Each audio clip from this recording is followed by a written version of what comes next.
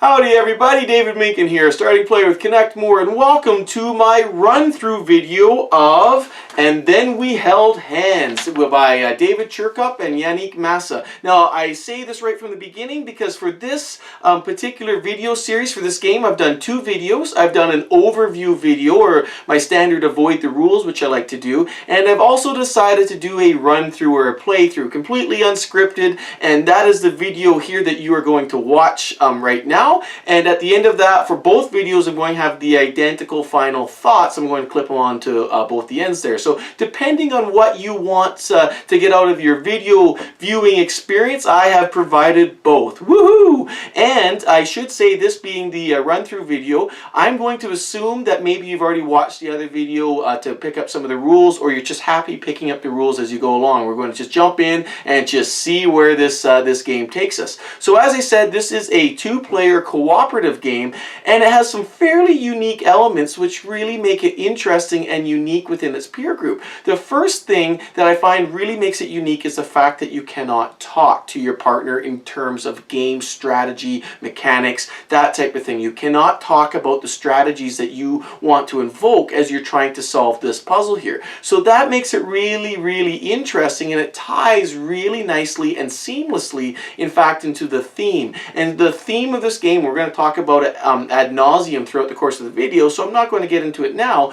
but the theme is one in which I cannot imagine a different theme for this particular game. It is for an abstract game, I cannot talk about this game without referring to all the bits and pieces in terms of its theme. It's that well integrated. So it just provides for a very great experience. But let's see what this experience is all about. Let's play the game, and let's get on with the run through. And please find me again for my final thoughts. Cheers.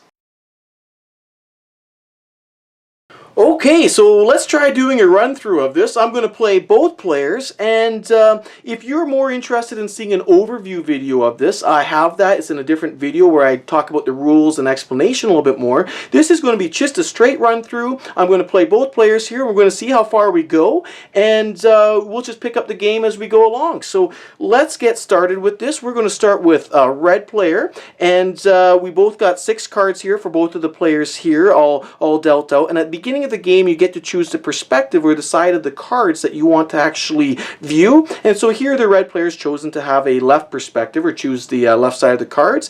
And our balance here is set at 0. And let's get started. So let's flip over the first objective card here. And we see that it's sad. So in order to achieve this objective, all we need to do is simply move and end our turn on a navy blue node here. And so red goes, whoa, that should be simple. I can just end my turn right here.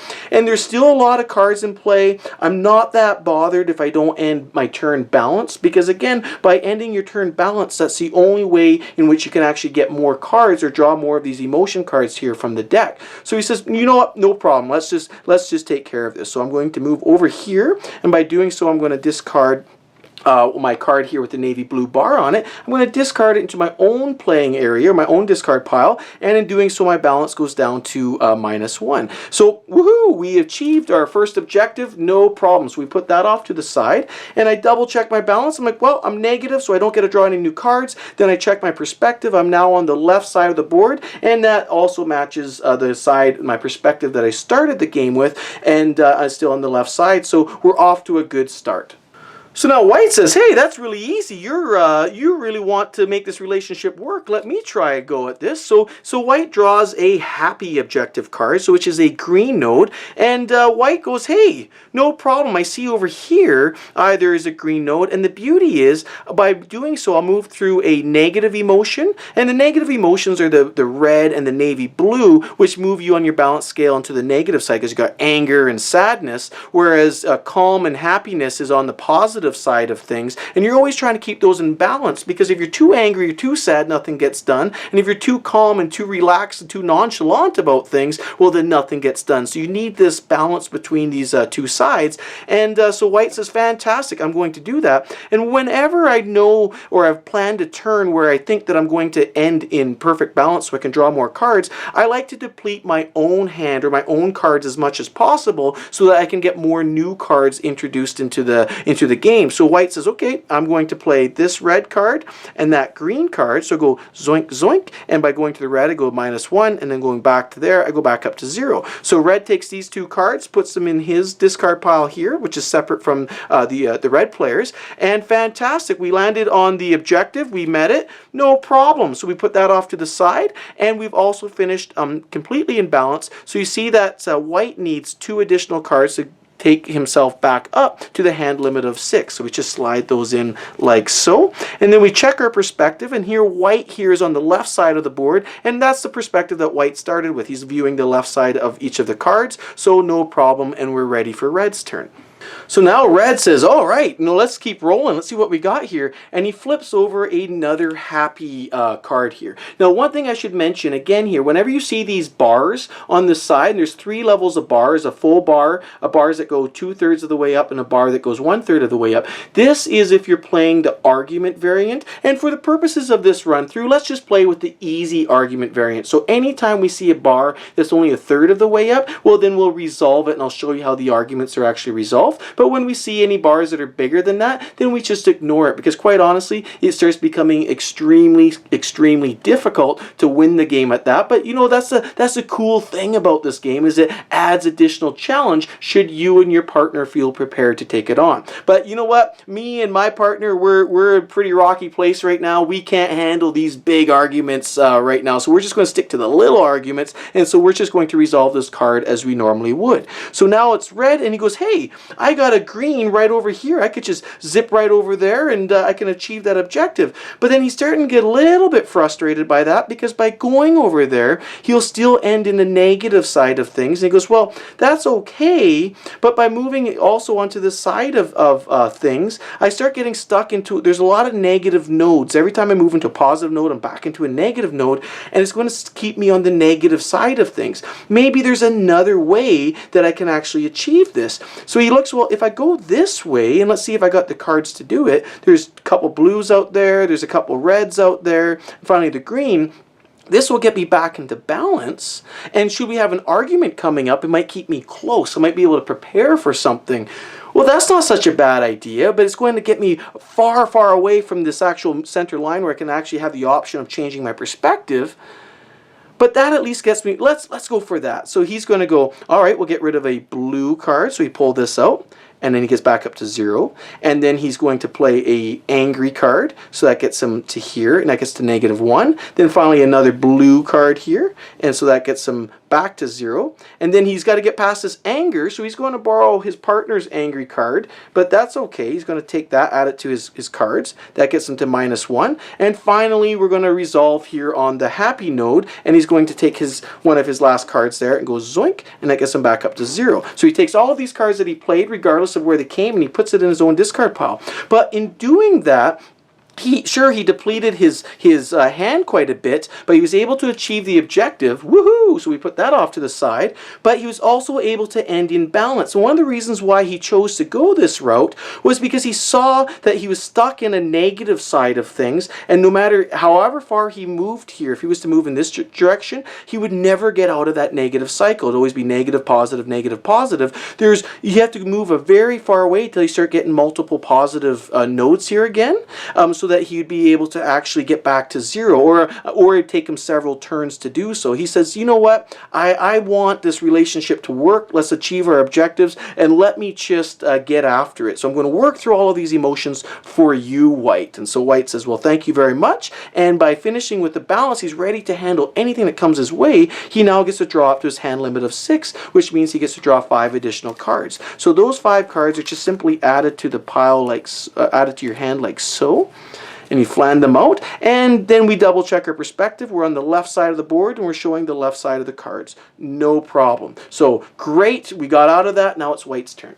So now White sees that, wow, my partner is really committed. I sure hope that I can do something amazing too. And here we have our argument. We have our first argument. Here you see again, we have this bar here on the side, and we're playing with the easy argument variant. variant, which means that anytime we see this small bar, we have to resolve this. So what does this mean? This means that both players' pieces must end and stop upon a green colored node and be on the same node, and in that way we actually resolve the argument. So arguments generally are objectives that take a little bit more work, a little bit more effort to get through, and that makes sense. Arguments are that way. And good thing for red, not only did he end in perfect balance last turn, he moved quite a ways over here to start coming towards white, so that if there was a future argument, which there is, then they might be closer to resolve it. So white says, hey, that was great, good thinking, I'm going to come your way. So white takes a quick look and he says, I need to start moving. So of course we're going to need to move red. So he's going to have to borrow his partner's red card from here. So he'll take that and discard it. And then we go -1. And then he goes, well, I guess I need to keep moving because this argument's not going to solve itself. I need to keep moving. So he says, okay, let's see. If I start moving this direction, the problem is I'm stuck way in the negative. And if I keep moving this way, our 3 nodes where we can actually resolve this argument are here, here, or here, if we're going to find a node in between us. So if I keep moving this way, it looks like I'm going to be stuck in the negative cycle for a while. Whereas if my partner comes through here, by going over there, he's going to be stuck in the positive cycle for a while. Well, no, he'll go negative to 0, +1, negative. Oh, so yeah, okay. So now red will likely be able to stay in balance as he moves towards this argument. So red looks like the strong person for this argument, the person that's going to carry them through. So what that means is then when I'm going to continue to move my white guy, I'm going to try to take some of red's cards. I'm going to try to take some of his cards because he'll stay in balance. He's okay, and he'll be able to top up. Yeah, okay, we'll do that. So I'm going to go here, and I'm going to take one of red's cards here, and I put it there. And you'll see now that red has navy blue, red, and 2 greens. There's navy blue, green. He's going to need this blue, which is right here. And then he's going to need the red and another green. So he can flush out his entire hand next turn and remain balanced. So white says, okay, that's great. But he's going to need this blue here. Whew. Well, here's the thing, is if I move blue here and I use this blue card, my perspective will change because now I'll be on the right side of the board. So maybe, fingers crossed that maybe there might be a blue on the other side that he might be able to use. Well, let's go for it because I want to resolve this argument sooner than later. So we're going to go zoink, and we're going to take this last blue, and we're going to discard it, and that gets our balance back a little bit. Now, he could keep moving. There's not a lot of need for navy blue here. So why don't we keep moving? So he's going to go navy blue, and he's going to take this card here, and he's going to discard it like that. And so that takes him back into the negative. I believe that took him to -2. Yep. And should he keep going? No, he's not going to keep going, and the reason is simple, is he wants to be able to change his perspective and give his partner as many choices as possible so that hopefully another blue will pop up so that his partner can get past this on his next turn. So white's going to stop there. He's -2 on his balance, so he doesn't get any new cards, but he's now on the right side of the board, so we flan over his cards, and not what he wanted. He was really hoping for one of these blues, but let's see how it's going to play out. So now red takes a look. He's like, that's really, really unfortunate. I would really love to have that blue so I can make more ground, but that's okay. If I can finish my turn balanced, I can still get some more cards, and hopefully we'll get that blue that we're looking for. So he says, okay, I'll do that. So I'll play this navy blue, take a negative here, and then I will play a green. And I'll go here, and that gets me back into balance. So by playing those 2 cards, I'll discard them like so. That's okay. That's a good move. There's no blue available to me now, but I'm balanced now, so hopefully I'll get some cards that will help us out. So I'm going to draw, that'll be the end of my turn, I'm going to draw 4 cards, and I'm going to shuffle them in like so. And woohoo, we have the blue. Fantastic. But only red needs the blue. White doesn't need a blue right now to get to one of these green nodes. So life is good. Now white has a decision to make right now because we have these two nodes here in which the argument can be resolved. And so white says, well, what node do I want to meet my partner in? Because if we meet in this node, we are surrounded by anger. We are surrounded by these red nodes here. And so we better hope that both of us have a way to get out, or one of us might be trapped in this anger cage, this ball of anger. Even though we resolved this argument, it was at such a cost. It was at such an emotional cost to us that we still failed. Even though we got out of that argument but limping, and we still failed. Whereas if I wait for my partner here, we have a couple choices to get out. We got navy blue and red. We're not restricted to just this one color. We're not trapped in a spot where we both are. So white has a very interesting decision to make, because if white just plays a green card and he can borrow that, he can move his balance, he's not going to get any new cards, and red should have no problem getting there. So maybe that's what we'll do, because by red getting here, well then we'll also have a couple navy blues left over, and we're going to burn up two of our reds.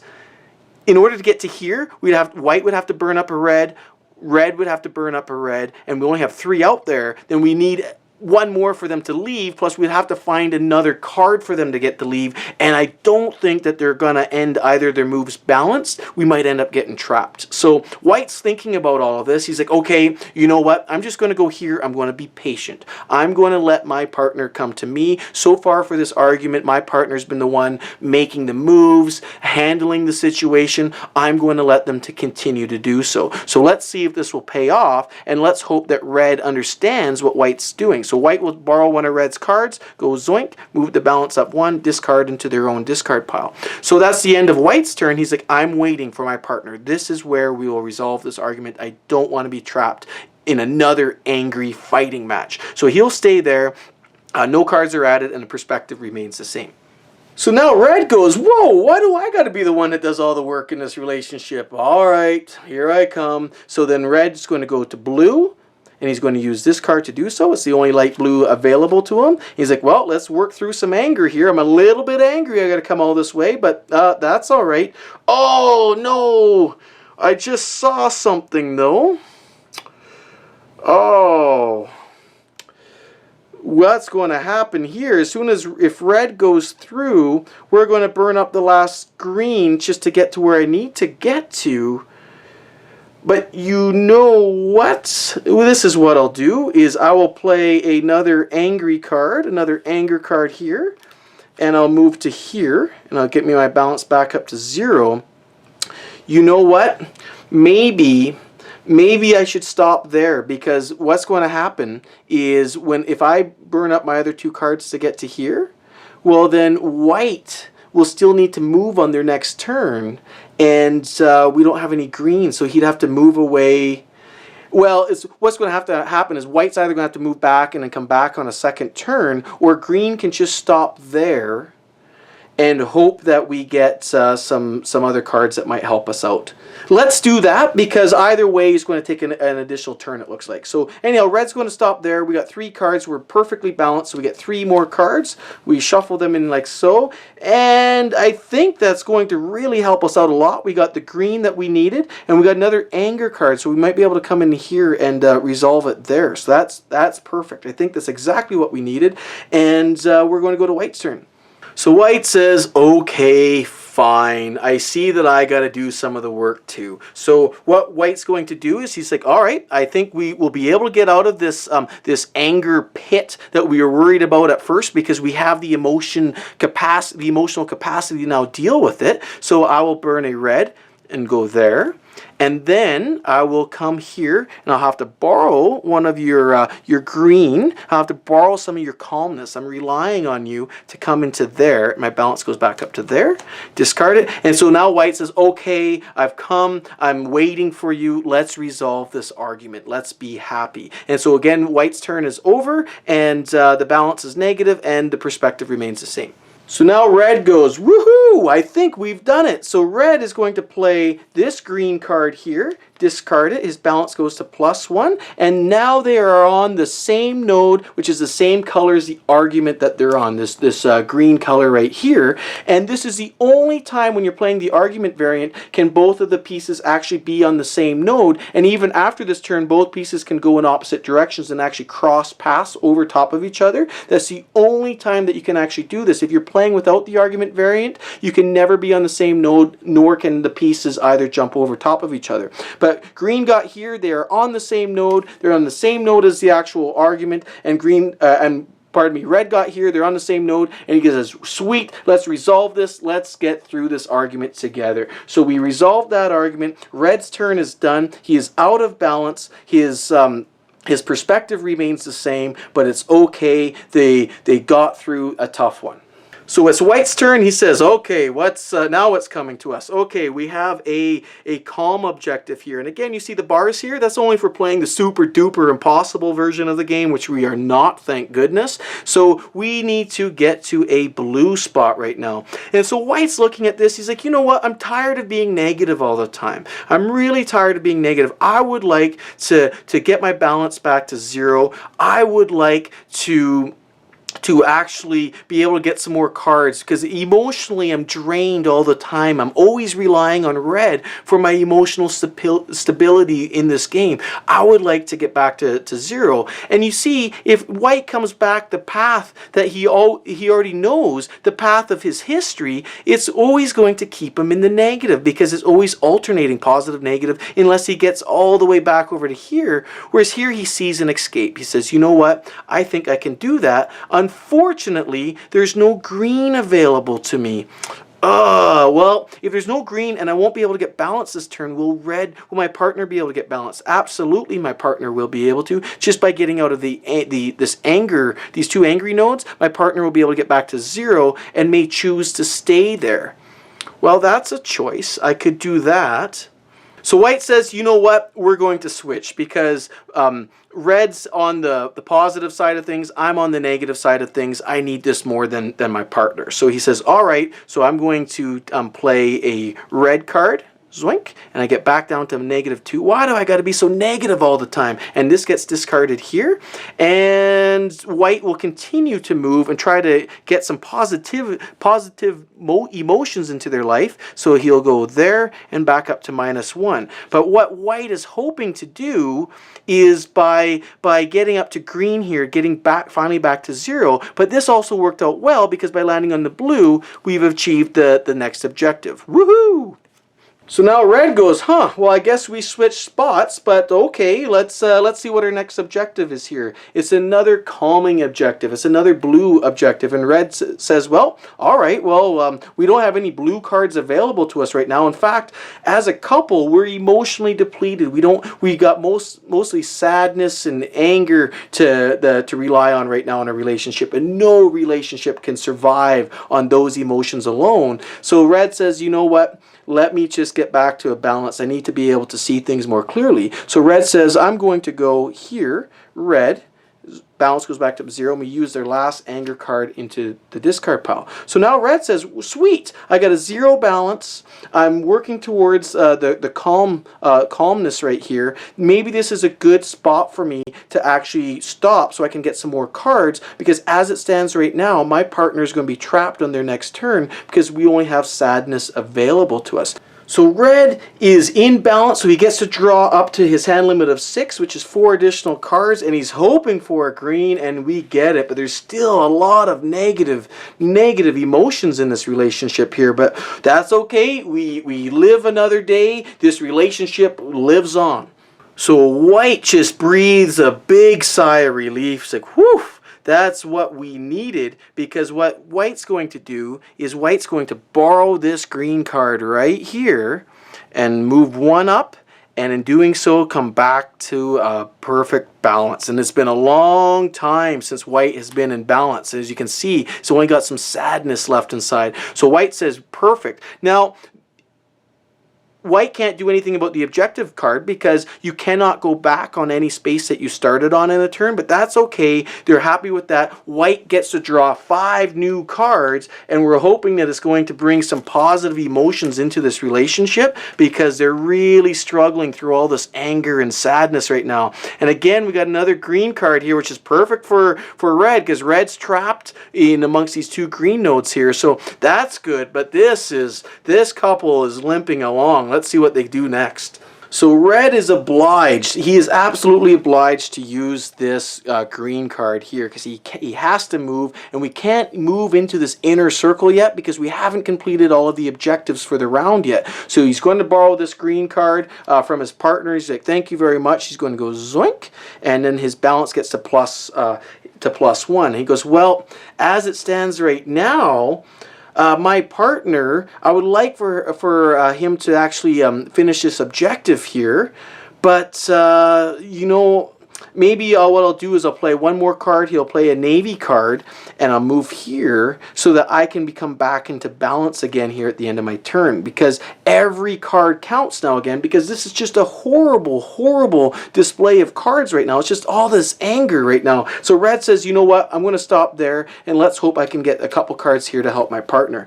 Woohoo! And he does. We finally have some positive emotions into this relationship. Let's see if this gives us new life. So white goes, thank goodness, I am going to use one of these cards. Thank you very much. I'm going to move down here. My balance goes to +1, but that's okay. I'm going to end my turn there, and we are going to achieve this calm objective. So we discard that off to the side, and everyone breathes a sigh of relief, and white is now out of balance. That's okay. We got some cards, and it's red's turn. So now red goes, all right, let's see, we might make it through this round after all. Whoa, it's another calm objective. Fantastic, we can do that. We've got a calm card here, and I'm right there. And even if by moving there, I'll get trapped in between these 2 sad nodes, no problems. This relationship has sadness in spades. That's one good thing about this relationship. We can actually get through the sad moments together. So red says, fantastic, I'm going to move there. My balance goes +1, and I get rid of this card here to my discard pile here, and we have achieved this objective, and we only have one more before we open and unlock this this middle ring. So now white gets to flip over the final objective for the round, and it's a sad objective here. So white says, okay, I need to get to the sad objective, but here's the problem. Although we have lots of sadness and lots of anger in a relationship, this sadness right over here for me to go get, I can't get because I'd have to go through this green node right here. So what's the closest saddest node that I know?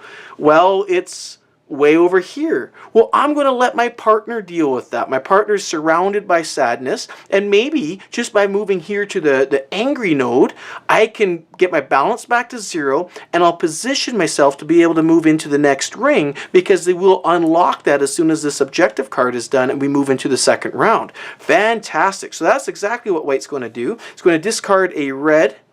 The balance goes back to 0. Put that in the discard pile.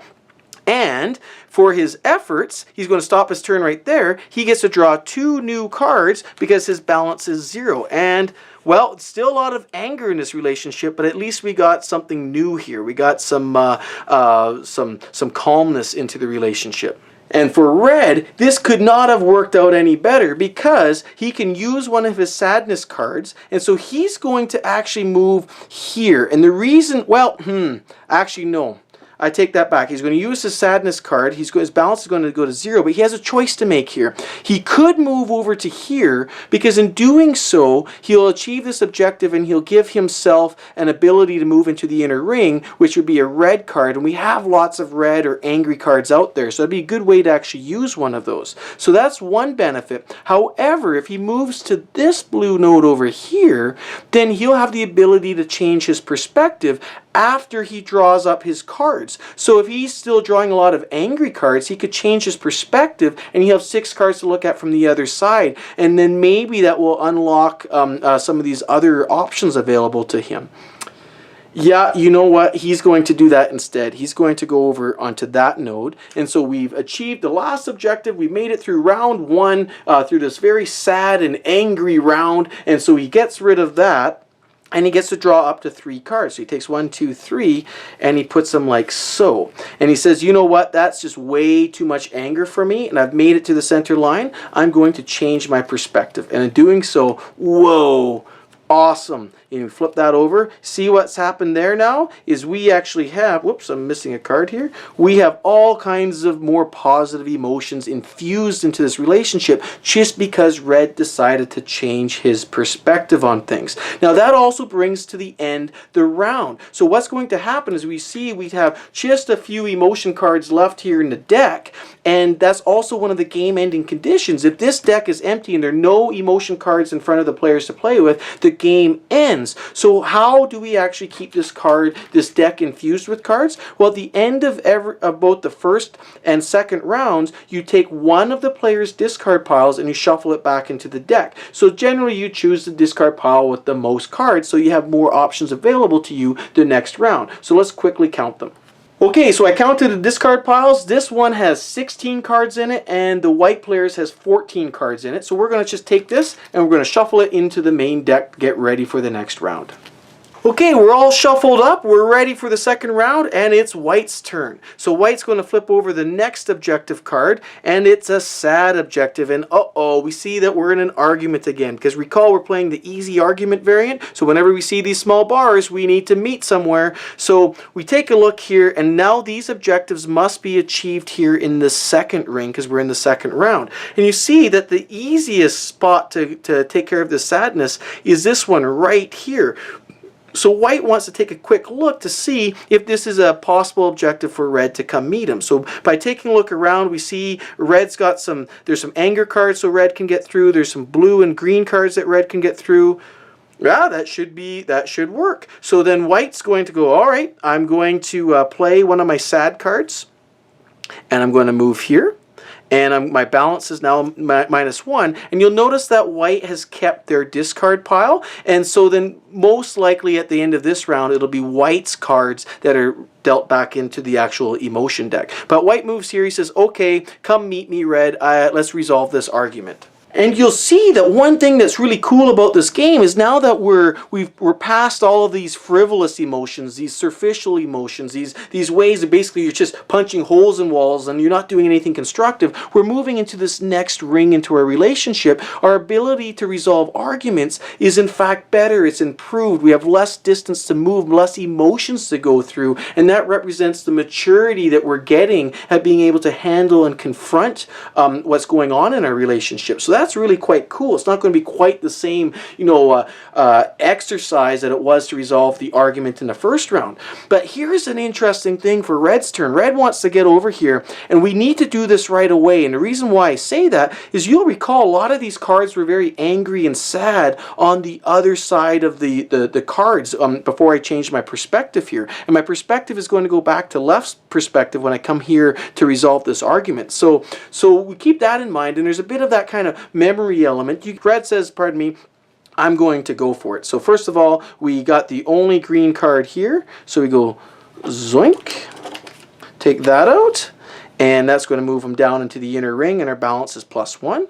And then if by going here, we'll go negative, positive, 0, oh, we can end perfectly balanced. So fantastic. So he's going to try to deplete his cards so that he can get more ones to choose from. So we'll take our angry node, we go zoink, we're back to 0, and then we're going to take the blue, and we go here, and we're back up to +1, and then we need to borrow some sadness here from our partner. So we're going to take this navy blue, and we've joined our partner here on the navy blue node, and in doing so we go back to balance. So fantastic. Again, we were able to achieve this argument, and it was way faster than it was last time. So that's the first objective met, and we checked our balance at 0, so we get 3 cards. So you always get your cards first, and then you check your perspective, and you see that now we're on the left side of the board, so our perspective now is on the left side of the cards, and there's all those angry, sad cards I was talking about. So that is bad news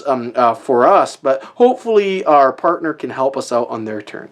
So now White is just looking across the table at his partner going, man, why do you gotta be so angry and sad all the time? All right, well, let's see what we need to do here. So we flip over the next objective, and it's anger. It's angry, and we see these claw marks coming through there. He's like, wow, that's a good one for you, Red. You're always angry. So we look at this, and White goes, well, I could resolve this right away. That would be no problem for me to resolve. But let's think about this a little bit. If I go up through here, now I've forced Red to go in this direction, because after the argument you can choose the direction you go, but then again you can't cross over pieces unless of course there's that argument you're in the same node. So I could resolve that right away, but then that's going to put me severely negative, and then my partner will solve it on their turn and start getting them negative. And we're going to start running out of options here pretty quickly. Whereas if I go this direction, I can actually get my balance back up to 0, get some new cards, and maybe work my way towards getting a new perspective as well, because there's just a lot of anger over there. Yeah, maybe let's do that. So White decides, you know what, I'm going to let my partner take care of it. So he's going to come here onto the blue, get rid of this card here, and in doing so, the balance goes back up to 0. Now, White would love to come all the way back here to be able to change perspective, but there's no green in play right now, and he doesn't want to end his turn out of balance. So White says, okay, I'm going to stop right there. I'm going to let you take the objective, and I'm going to draw up to 3 cards. Let's hope for some positive emotions to be infused into this relationship. Man, oh man, look at all of this anger. So much anger. So Red takes a look and goes, well, it's clear what you want me to do. So he's going to discard one of his anger cards here, put it in his discard pile, and come here and go negative 1 on the balance, and goes, all right, we've achieved this objective. Yay! And there's nothing else for Red to do. We're out of balance, and we're still on the left perspective. Okay, so let's see what the next objective card is here. Oh, it's happy, and it's in a green objective here. Well, there are no green cards in play right now. Just none, nada. So what we need to do is we need to figure out a way to stay in balance or change perspective so that we can get some more of these cards in play. But White's taking a look. He's like, well, how can I do this? Well, maybe there's a way after all. Maybe I can come back to this node on the outer ring, and I can maybe remain balanced. So if I go here to here, that gets me to -2. That gets me to -1. Okay, so I'll still be unbalanced, but I think I can take this route here and change my perspective a little bit. Now, will that help me out a bit? And by doing so, I can maybe burn up my partner's cards here a little bit, so that I'll hopefully be able to get back into a balanced state on my next turn. Yeah, let's do it. Let's go for it. So White's going to go 1, and I'm going to borrow. What am I going to do here? I'm going to borrow my partner's cards here because I want as many cards as possible when I change perspective here. So I take 1, I get negative.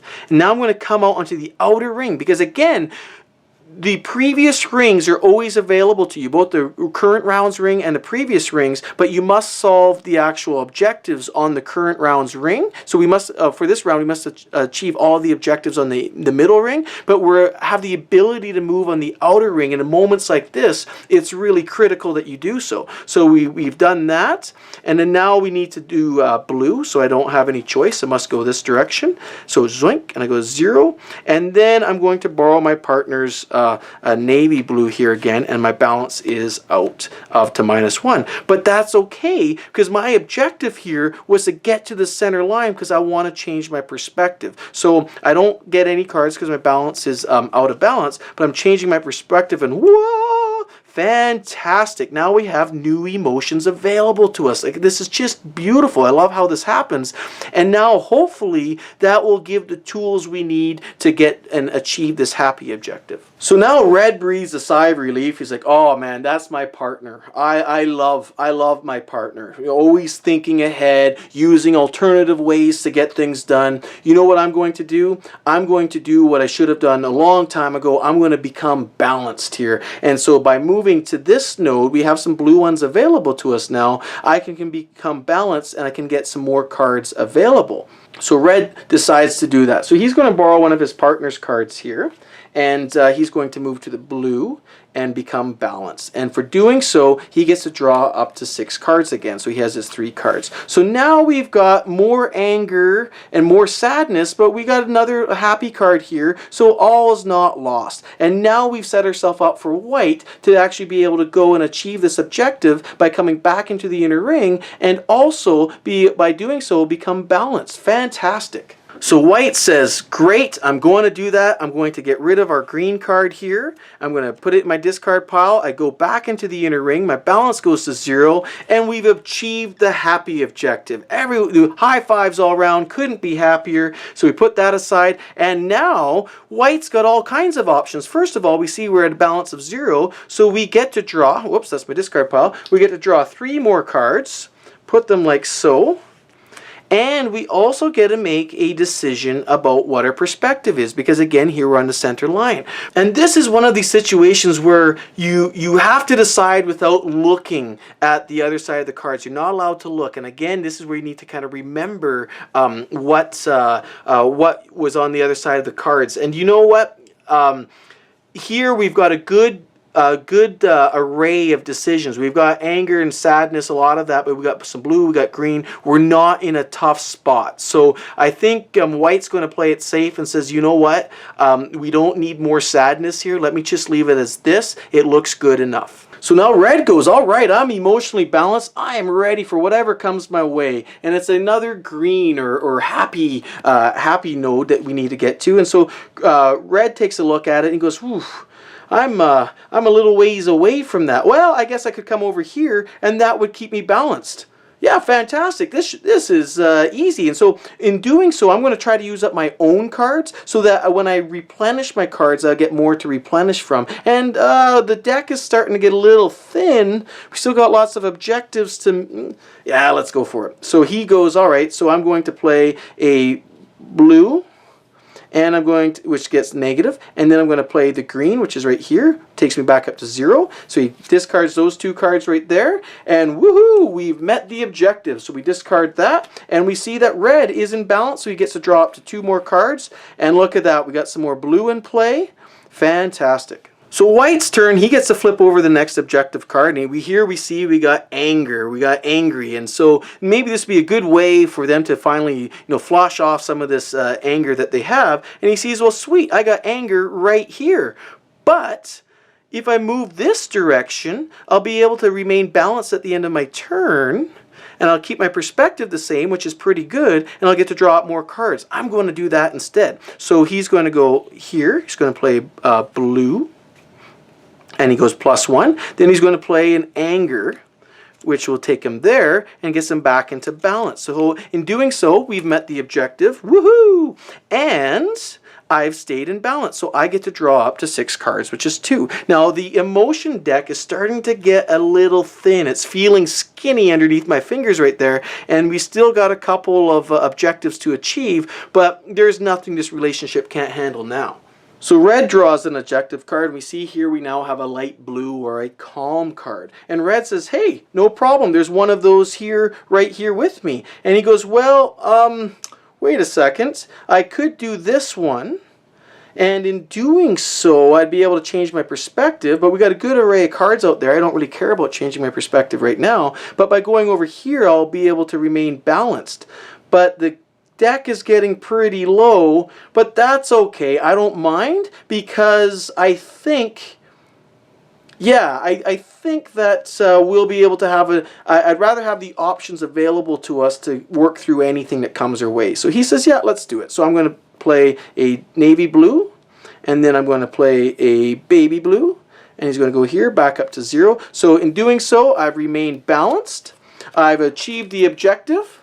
And now I get to draw up to 2 more cards at the end of my turn, and my perspective has not changed because it's still left perspective and I'm still showing the left part of the cards. So it's getting tight, but we can do this. So now it's White's turn, and he flips over the card, and it's another calm objective. So White goes, okay, well, I can just zoink right over to here and I can get it done. And maybe right now I don't really care so much about staying in balance, because if I don't go here, I've got to go a long ways to find another blue card. So let's just get it done.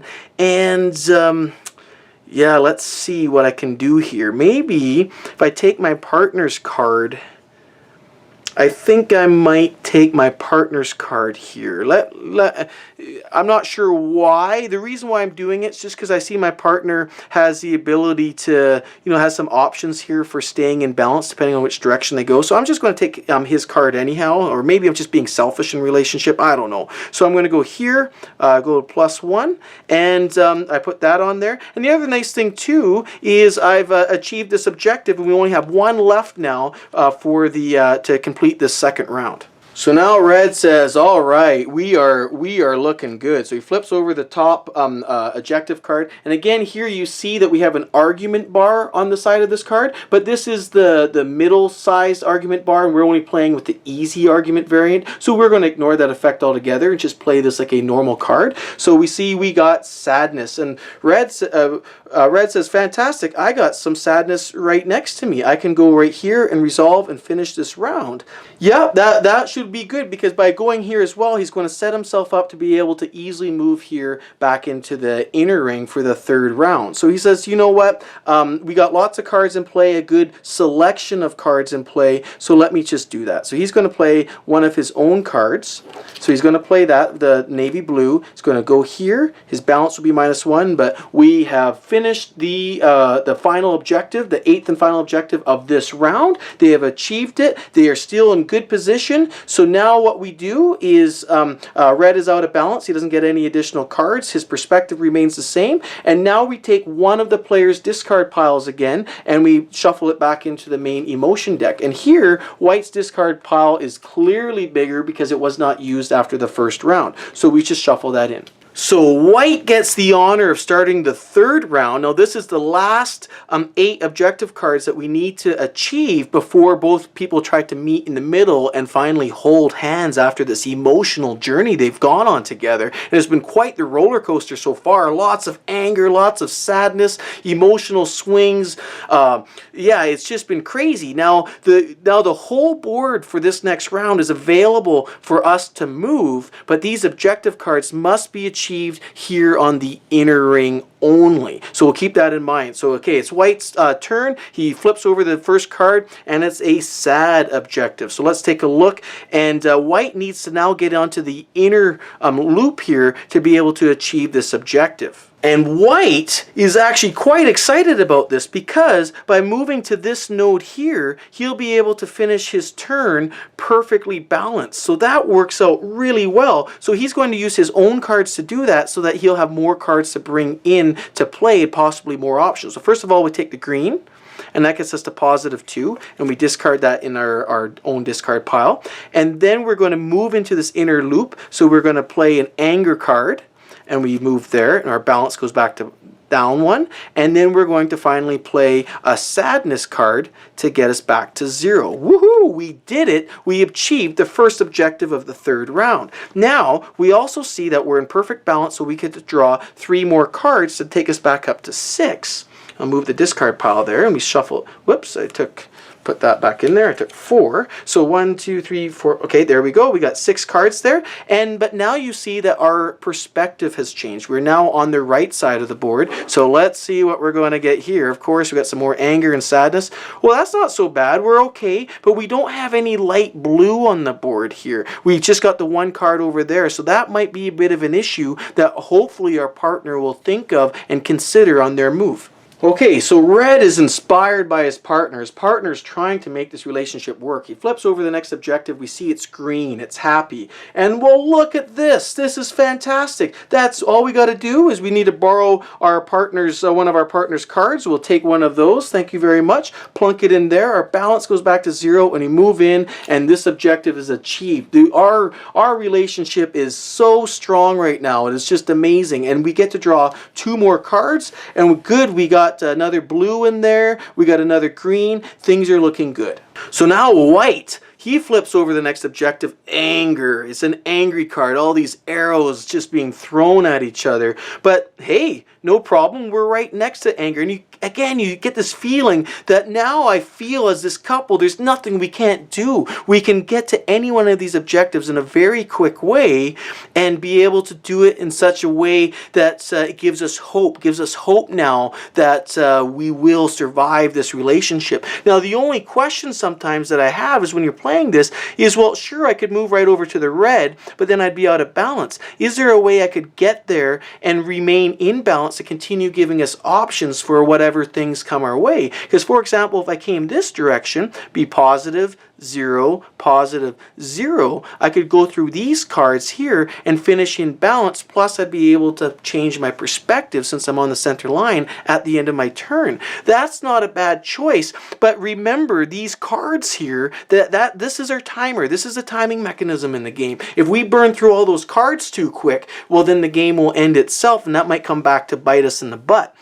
Well, you know, the nice thing about being here on this node is I'm surrounded by a lot of positive nodes that I can just shift back and forth to. So white's not going to do anything drastic. He's like, you know what? I think what I'm going to do is I'm just going to come onto this red node and achieve this objective. But maybe my partner might be able to finish balance next time because there's a couple negative. Well, unless he has to come through a sadness, he might be able to finish balance. You know what? I'm just going to take care of my own. I'm going to take this. I'm going to take this anger. I'm going to discard it here. And my balance goes to -1. That's okay because I've achieved this objective here. And I don't really want to burn up any cards by doing anything crazy like we did before. So red picks up the next objective, and here we got another angry objective. Oh, all this anger saved at the end. I guess we got to get our last final fight out, our last spat out, just to make sure that this is truly meant to be. So red looks at this. He's like, oof, I could solve that right away. But I would get into -2 on my balance very quickly. And by doing that, then I'm kind of forcing myself to continue going this direction because I'd never be able to go directly back here because that would get me to a -3 if I had to. And I can't go up here because white's already on there and this is not an argument that we need to resolve. And so this is actually going to be an instance where red is going to choose to take a kind of the longer way to the node. And I don't believe it's going to let him finish balanced, but at least he won't be completely out of options at the beginning of his next turn. So he's going to do that. He's going to play a blue to come here. Then he's going to come up and over, and in doing so, he's going to use up the last baby blue if he does that. And he's going to change his perspective if he ends up on this this red node here. So he does. If you're going to change perspective, it's always good to try to keep as many cards in your own hand as possible to give you the change in perspective some options, so that hopefully you get some other different bars on the other side. Oh, this is a tough one. There's lots of cards here. I'm not so much worried about the cards anymore, but. You know what? He's just going, you know, this is a small enough ring. He's like, what I can't do if I can't go back this way, I know my partner's going to take care of me. So he's going to say, I'm going to do that. So he's going to play the red card directly, go all the way negative in his balance, but that's okay. And he's achieved this objective. So he's a little bit angry right now, very negative, in a very negative spot, but hopefully white can get him out of it. But what also happened during his turn is now he's ended his turn on the right side of the board, so his perspective changes. And whoa, look at all these positive emotions that have come out now. So it's a bit of a role reversal now. We only got a few negatives and we've got lots of blues and greens here. So hopefully that will help him get his balance back on his next turn. And white's breathing a bit of a sigh of relief because white desperately would like to get some positive emotions here so he can finish balanced as well, so they can continue to get some new cards here to choose from. So we flip over the next objective, another angry objective. Where were all these before? And everyone's sitting on top of the anger right now. We got red over there, we got white over here. So white says, well, you know what, maybe the plan here is just to get balanced, and hopefully then on my next turn I can come back and get the anger objective. And maybe we just got to take our patience. If we try to rush too fast into it now, we get too cocky right now, then I've played games where in fact that has screwed us over. Everything was looking good and we went too fast, too quick, and then we ended up getting stuck here on the inner ring. So then white says, you know what, I'm just going to get balanced. I'm going to borrow this blue card, go. Ooh, no, wait a second. I'm not going to do that. Let me take back here. Why am I going to burn up that last blue card? It's not necessary for me to do that. There's lots of greens out here. So why don't I do this instead? I'm going to go back here, and I'm going to burn up one of my own green cards to do so. So therefore, we still have that blue available. I'm still on this middle line if I want to change my perspective at all. And I was able to use my own cards so that I get to draw 3 extra cards at the end of my turn, because now I'm in balance. So he's going to do that. And he's like, you know what? That was a good draw. We got a little of everything. I'm going to leave well enough alone. So now it's red's turn, and he sees what white is doing. He sees that white is positioning himself to actually achieve this objective card, this angry objective card. But then red says, you know what? I'm in a very negative spot here. I cannot move over here because that would move me off the chart. I could move up to here, but then again, I'm still going to be stuck in between these negative emotions. So he says, well, we got lots of greens and blues now, which is great, because what I'm going to do is I'm just going to move. You are obliged to move on your turn. He can't just sit there and wait to see what's going to happen next. So he's going to play that card, and he's like, you know what? I'm going to balance myself right out. I'm going to go here, play the blue card, and now I'm back into balance, and I get to draw 4 cards. That's the end of my turn. I'm going to let white come back in here and actually get this objective card, and then we'll see what comes out after that. So he gets to draw 4 cards, and we shuffle them in like so. And so we take a look, and he is on the right side of the board, and he's showing the right side of his card, so his perspective is right. Now it's white's turn. So here white breathes a sigh of relief. He's like, fantastic. He saw what I was trying to do. I'm going to get rid of one of my red cards right here, put it in my discard pile. My balance goes to -1, but I'm going to move into the inner circle here and get rid of this angry objective. So fantastic. That looks great. I'm out of balance at the end of my turn, no problem. And I can change my perspective now because I'm still on the middle line. And he takes a look. He's like, no, we got a little of everything. Let's just leave it as it is for the time being. Now red is desperately hoping that the next objective is will force him to move this direction. Well, you'll have to, and let's see what it is. It's a sad objective. So we pull that up, and so red sees, well, there's a sad note over here, and to get there, it'd be no problem. I can get there. Or maybe I just want to take my time getting there and leave it for white. But if I leave it for white, well, then white will go here, and they would be -2 on their balance. They'd be really in a negative spot. Or maybe white might be patient, and white will have some options to actually get their balance back to 0. So red says, you know what, let's go for this. So he's going to play a green. It goes here, and +1. Discard that. Then he's going to play a red, and so he will discard one of his own. And he'll go here, and then his balance goes back to 0. And so again, he has this, it's an interesting choice, because he could go right away and achieve this objective card, but then his balance will go to -1, and he wouldn't get additional cards. And he sees here that, you know, maybe it'd be nice to have some more anger cards, but he could also change his perspective on the next one. You know what? With only a couple objectives left, let's go for it. This relationship is strong. We can do this. So he's going to go here. He's going to get rid of his blue card, and that takes him to -1. But yes, we've achieved this objective here, but he is now out of balance at -1, but that's okay. He's hoping that on his next turn that maybe he can play a green and just get back into balance and take another breather. But let's see what white's going to come up with. So now white sees and is hoping for what the objective might be, and it's, oh, we can't, it's not going to to be this easy, is it? It's going to be an angry argument. Whoa, the coup de grace here, an angry argument here. We got the smaller bar, so this is an argument that we both must achieve or resolve. And we see here that there's this anger node right here, but we are short on angry nodes. Man, that really hurts, because we had so many of them before, and now we see that it's a little bit difficult to actually get them. We only have this one. So he goes, well, what can I do here? Well, maybe, is there a way I can actually balance myself out? And then hopefully we get some more cards and get some more anger, because we're both going to need to move into one of these angry nodes. And I can't just sit here and wait, because I'm obliged to move on my turn. And then, upon further inspection, white also sees that if I just move off one and get back into balance, I'll get some cards to choose from. And that might help out red, because red might want to come this direction and get their balance sorted out so they can get more cards. And then we might actually even meet back here. Okay, let's do this. So I'm going to just take this blue card here. I'm going to take it from my pile. So it's going to go there. It's going to go there. And I'm just going to move off my space here for a second. And I'm going to stop my turn there. And then I see that I'm perfectly balanced. So I'm going to take... Ooh, hold on a second. But by doing that, my perspective is going to change, because now I'm on the left side of the board. Is that what I really want to do? No. No, but then I want to be in a position to go there if I need to go, but if I go back here, I got to keep my perspective exactly where it is. And I got lots of green.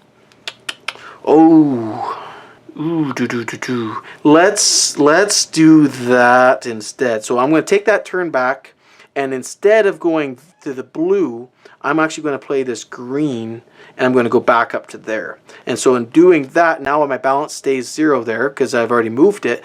And I want to keep my perspective the same, because I got this red there. But that's okay. Now I'm in balance. I got to take 2 cards.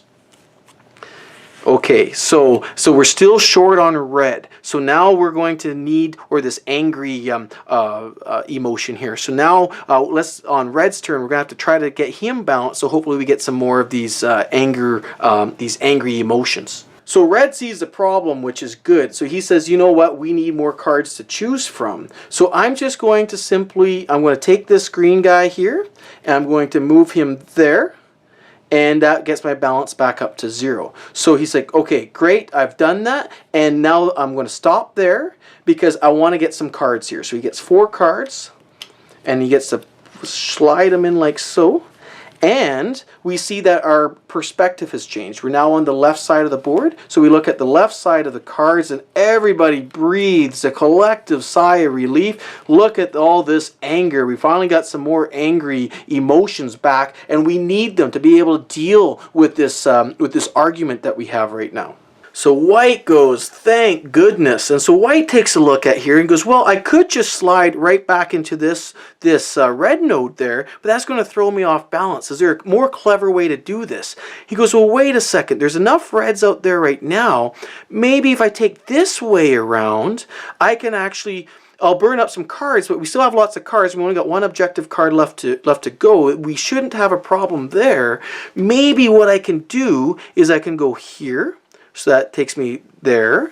And then I can use an angry emotion. So I'll take this guy there. And that gets me back to 0. Then I'm going to go back up to there, which is my blue. So I'm going to use this. And my balance goes back up to 0. And I'm going to discard those. Then I'm going to borrow my partner's angry emotion, come back into here, and that gets my balance back up to 0. So in doing this, I've gotten onto the node that I need to be in. I see that my partner, no, I did not see that my partner is missing a light blue.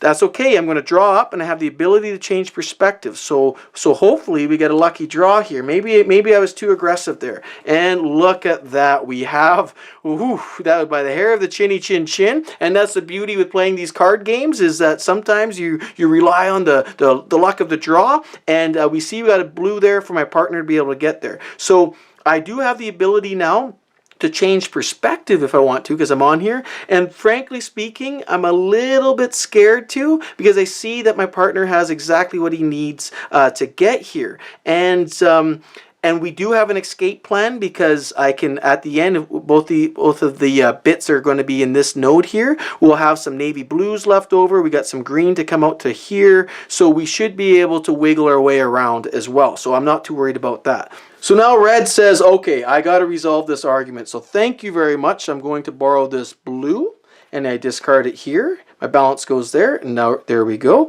Then I'm going to borrow one of these navy blues. And he goes there, and my balance goes back to 0. And then finally, let's resolve this angry argument of ours. So I'm just going to take my red, and I'm going to come onto the same node as white. So I discard the red, my balance goes to 1, and woohoo, we resolved our second to last argument here, our second to last objective, sorry, and maybe our last argument. Let's find out. So we resolved that, and red takes a look. He is not in the right balance, but here, red is actually on the center line. He gets to choose his perspective. And so he's looking here, he's like, well, let's see, are any one of us in a bad position? We've got a one red card, and I got all these greens. But we have a way out because we have a green card here and a navy blue card over on white, and there's green and navy blue, so both of us will have a spot to go, and that's just a lot of green. I'm not sure that we need it. We're not going to be surrounded by red, so we don't have to worry about that. You know what? I'm going to change my perspective. So he changes his perspective, and look, we traded greens for blues, and we got, okay, all right, sure, why not? So he changes his perspective, and now it's white's turn. Now white, with great excitement and anticipation, flips over the last objective card we see. It's another argument, but woohoo! This worked out really well that red changed the objective last turn because we both need to meet at a blue spot here. And there's a blue spot right next door, and we have blue cards available to us. This couldn't have worked out better. So now white says, okay, fantastic. I'm going to borrow one of these blue cards, and I'm going to move here. And in doing so, my balance goes up 1. I discard the pile, discard the card into the pile. He says, well, that's all I'm going to do. Come and let's resolve this argument. So red says, indeed, I will. So he's going to use one of these blue cards as well, which was really handy. They changed perspective. He comes back onto the same node as white, and his balance goes back to 0. And we have achieved the last argument, the final objective. Fantastic. And in doing so, red also gets to draw up to his hand limit. So he's going 1, 2, 3, 4.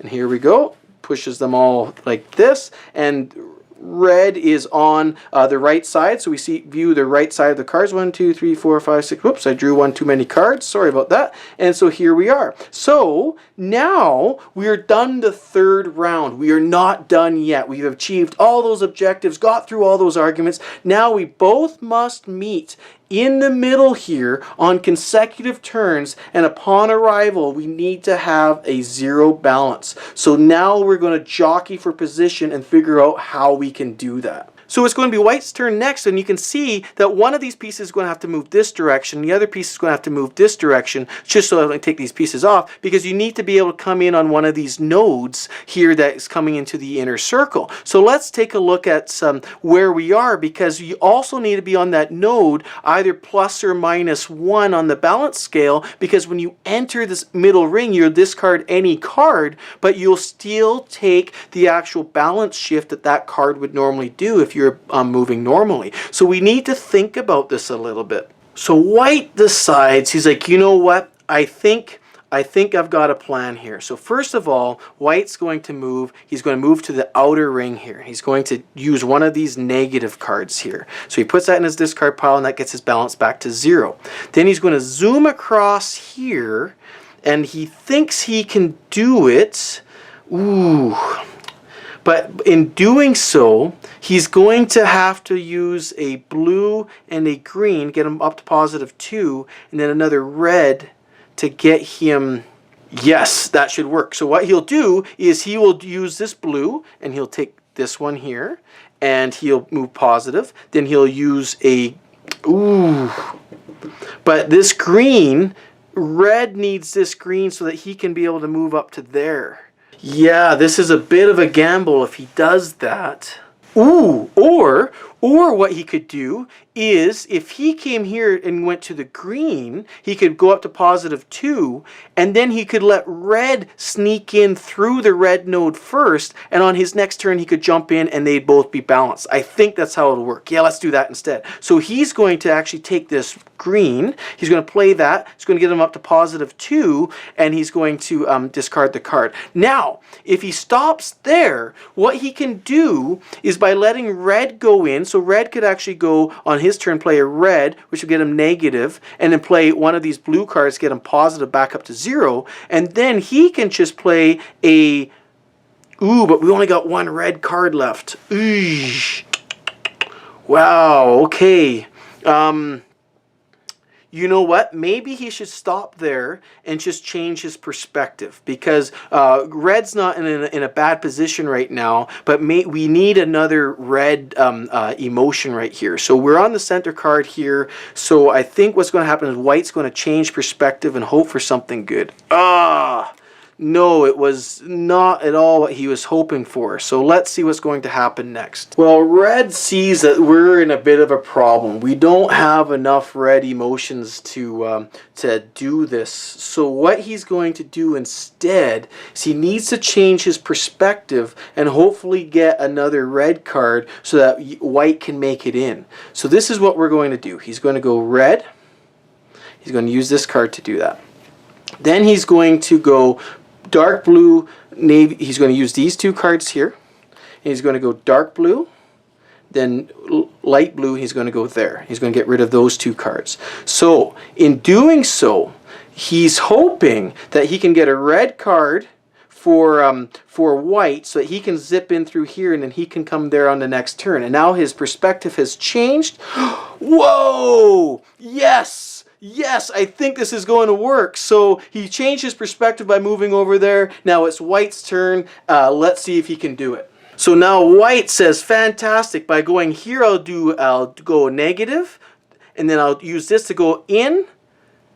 Yes! This is going to work, and this is what just makes this game, or any of these games, sometimes you rely on the luck of the card draw, just amazing. This adrenaline rush when you flip it over and you figure out there's an alternative way to actually solve the problem. And again, I'm just me. It's just me working both sides of the actual game here. When you're playing with the partner, and if that anxiety that you're feeling, not only that, hopefully that they'll catch up on and feel and see what it is that you want them to see, and help you actually solve the problem, and the actual added rush of the gameplay itself, the actual cards as they come out, it's just, oh, it's just delicious. But let's get this game over with. So white says, all right, I'm going to go here, and I'm going to use this red card to do that.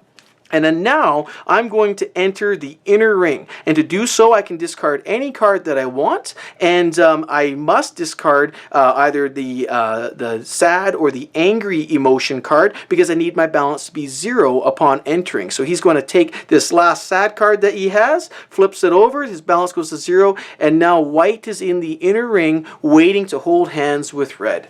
And red, he's in a position, he's ready to move straight in, and he needs to play one of these positive emotion cards, and that's all that's left in the game, left available for them to play. So he takes any one of them. He takes blue, and he discards it. That puts his balance back up to 0, and he enters the middle ring and joins white there, and then they held hands. So there you have it. That was an unscripted gameplay. Nothing was staged. Some things required a little bit of extra thought, but that's winning the game with the easy argument variant. So I hope you enjoyed it, and let's talk about the game in my final thoughts.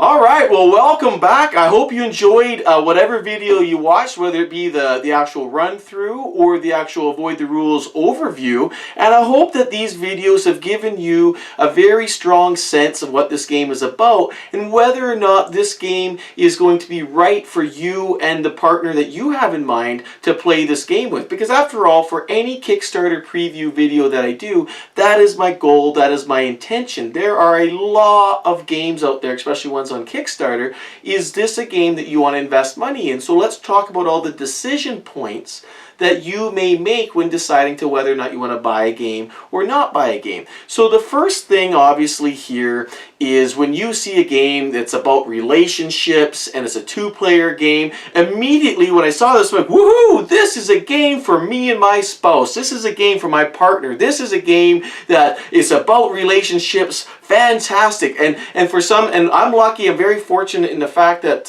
my spouse, she loves playing games with me. We play a lot of games together, and I'm very fortunate. But other of you out there watching might go, wow, this might be the game that I'm going to do to hook my significant other and get them into gaming, or be something that might interest them. Because after all, it's the theme that's grabbing you. Well, let's think about this for a second, shall we? This is a game, okay, it's about relationships and working through struggles, but it's a game where you represent a couple that is at rock bottom, that's completely at wit's end, and they can't even communicate properly to each other. They can't even talk, which is again brought through in the game, the actual fact that you can't even talk through the puzzle. So how is this conversation going to go with your significant other or your partners? Go, hey honey, I kick-started a brand new game today. It's going to be perfect for us. I can't wait to play for it. Oh yeah? So what's that game going to be about? Well, it's a game about a struggling and failing relationship, and one that's so bad they can't even talk to each other.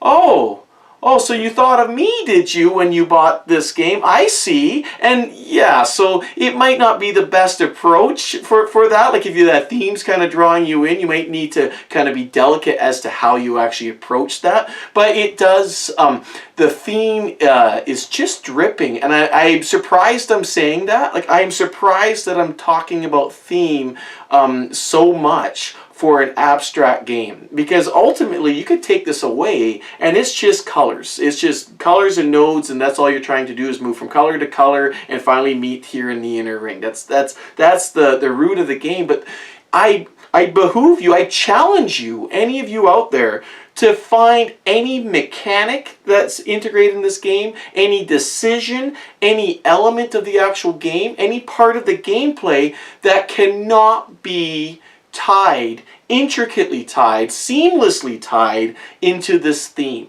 I challenge you to do that. I can't do that. Every single thing that I do on this game, I tie back into the theme, and in doing so, it just unfolds and creates just this story, and it's a beautiful story. And if I could actually sum up this entire game in one word, both in terms of theme, the way it looks, the gameplay, I would have to say it's a beautiful game. It is just absolutely a beautiful game. And when you talk about this theme, it's this beautiful storyline that you are taking a couple and you are making them whole again. You're taking two individuals who are ready to walk and go their separate way and remain individuals until they find somebody else, and you're bringing them back together. And in doing so, you're bringing them closer together here on the board. You're moving in these rings, and each ring gets easier, or they're able to move quicker to each other to resolve arguments. It's just beautiful. The story is beautiful, and in speaking of beautiful, the artwork is fantastic. It just fits perfectly. I cannot think of different artwork that would match so well. And the thing that's really cool about this, yeah, if this was just a basic abstract game, which it is, but if they weren't concerned about tying in this theme, you don't even need these pictures. These pictures and these descriptors as to what you're feeling. For example, this one here is betrayed. You have anger and sadness here on the same card, and you're feeling betrayed. And so that's a more of a complex emotion with these two emotions together here. But this betrayed emotion does nothing. As for the actual gameplay, it does zero. But to integrate into this theme that allows you to tell this story, you can, when you get there, like, oh, I'm sad and I feel betrayed, and it helps you. It helps with the narrative of the game, and I love it when games do this, and I love it when games encourage you to actually tell the story. Another game that I absolutely love is Legacy: The Testament of Duke de Krejci. Another one where you're building these family trees, and then you start telling stories about who's marrying who and the births and complications and everything else like that, and you get wrapped up in this little world. I get wrapped up in this couple's world because of the way that they've integrated this theme with the mechanics. So enough about that. You can tell that I love it. And theme is not the only thing here. I promise you that if a theme is really good or really original, which this particular game is, it will get me to play the game at least once. Theme draws me in every time. Or it repels me every time. If it's zombies, I have zero interest in playing. I don't care how good the game is.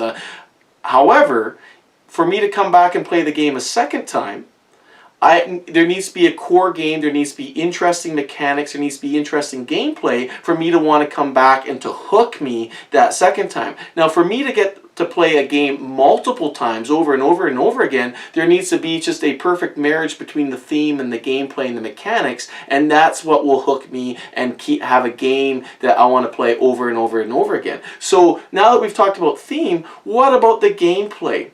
Because at the heart of this game, all it is a puzzle. That's all you're trying to do. You're trying to move these two pieces into the center piece. But the wrinkle is it's not just you doing this puzzle by yourself.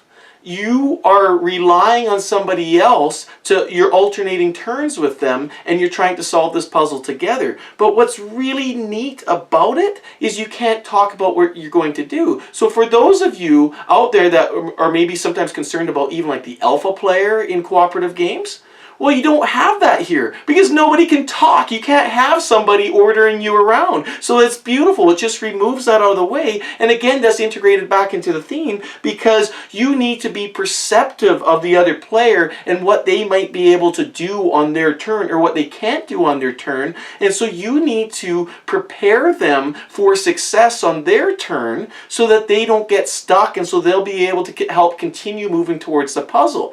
And I think that's just so great because when you first sit down to play this game, the tendency is to only look at your two pieces, because in a lot of games, obviously, you're looking at your pieces. And to solve this puzzle, you need to look at all four pieces. You need to look at your partner's balance. You need to look at where your partner is on the board, and then also consider your balance and where you are on the board and where your perspective is, and what cards your partner has and what cards you have. You need to consider all of these because you are trying to resolve this puzzle and set it up so that the next turn your partner will have a successful step, and so on and so forth. And again, that comes back to the theme because you need to be perceptive. Anyhow, I'm gonna try to keep going back to the theme, but it's just, again, I can't talk about this game without integrating the theme. And so for that reason, I have to say is I really enjoy this game. It's very puzzly.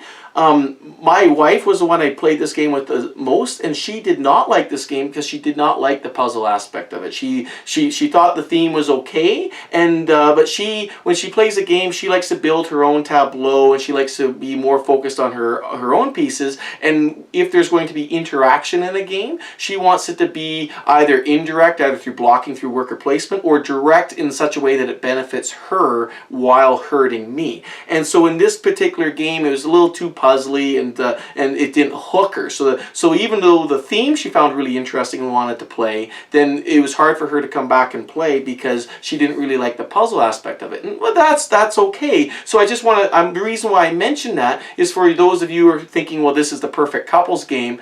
Well, no, because there's two sides. The theme will get you hooked, but again, it's the gameplay. If you have a partner or somebody who really enjoys these puzzly games, fantastic. This will be a perfect game, and it flies by really quick. It's a really nice, I wouldn't call it a filler. It could be, depending on some of the random elements that actually occur in the game. So let's talk about those. So of course, if you watched my playthrough video, you'll see that I was really hoping for some good cards sometimes, and I got them. I'm like, woohoo! And it was just awesome. And that's one thing I love about throwing the dice chucking, or sometimes even some of these card games, is that you're sometimes reliant on the luck of the draw, and this game is no different. But like any good game where you're relying on a dice roll, or you're relying on good cards being pulled, there has to be mitigation strategies for you to do that, for you to actually change things and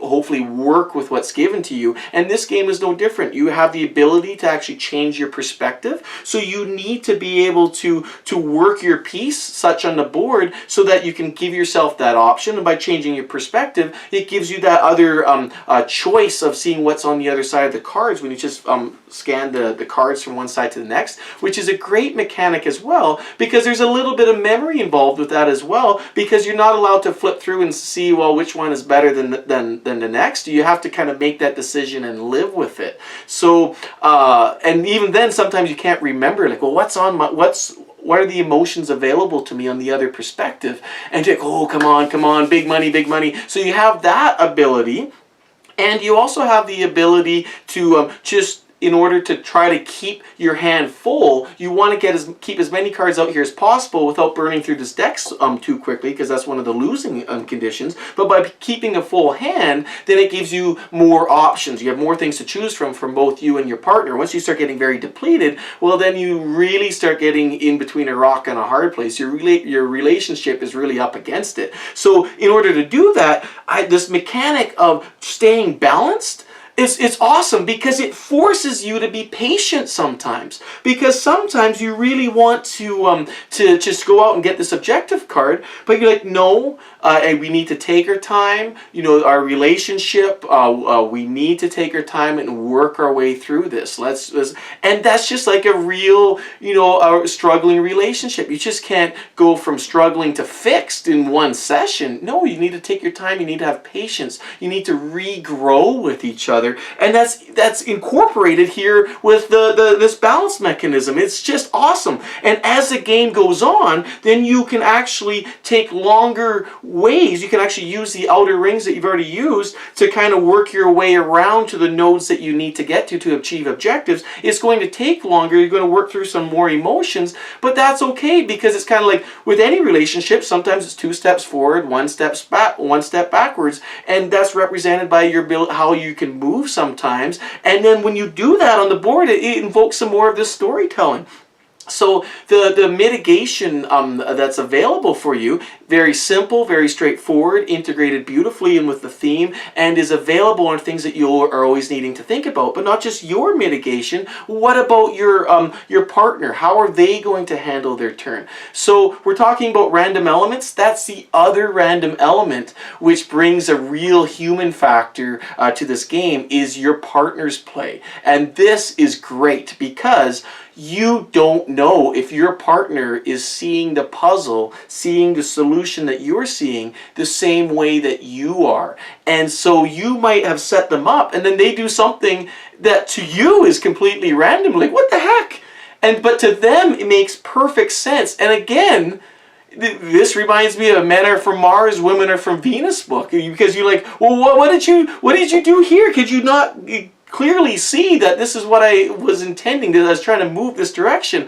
And meanwhile, they're thinking the same thing. Can't you clearly see this is what we need to do? But you can't talk about it. So it also provides for a really enriching conversation afterwards when you kind of replay some of the moves, which I always really enjoy doing that.